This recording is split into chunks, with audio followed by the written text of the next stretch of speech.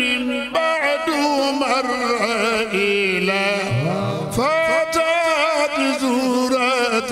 ذات. ci ndigalu Serigne Babacar Sy Mansour xalif général des Tidianes Serigne Mansour Ndione Serigne Ousmane Ndione njabootu Diass Safène yéen jalaw ñoo leen di woo ci téeméer ak ñeenteelu édition gàmmu annuel bi ñuy amal at mu jot jàpp nañu ko le 2 décembre samedi ñaari fan ci weeru décembre 2023 sa Diass ci teewaayu Serigne Habib Sy ibn Serigne Babacar Sy Al Khalifa ki leen fas yéene taggal yonent bi sallallahu alayhi wa sallam di Abdoul Aziz Mbaye ak waa kër Mame Moussa Ale Mbaye bu ñu sa noppee El Hadji Souleymane Ba njool bu njool Fuuta ñëw tekkil leen xilaas programme bi dinañ ko tàmbali bu 9h jotee fas yéene jàng alxuraan ñaanal kilifa yu baax yi fi bàyyeeko fa Seydi Babacar Ndione Seydi Ousmane Ndione Serigne Ibrahima Ndione fa Seydi Amadou Lamine Ndione fa Serigne Saliou Ndione ñu fas yéene leen cee fàttaliku bu ñu fa jógee daal di dem ziyaara nag mausolée Serigne Babacar Ndione fi diliwaat suñu kóllëre ak suñu cofeel ak njabootam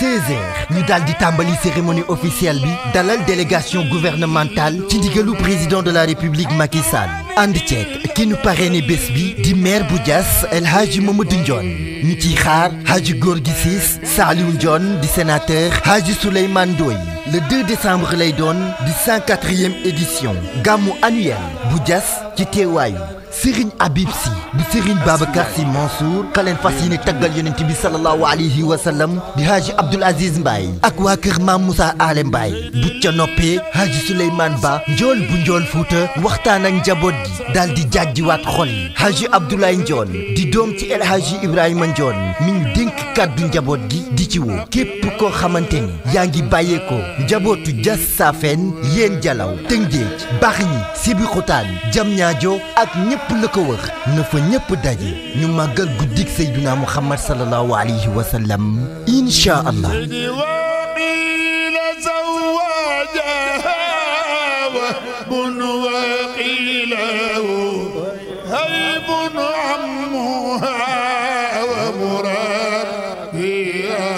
بإجيب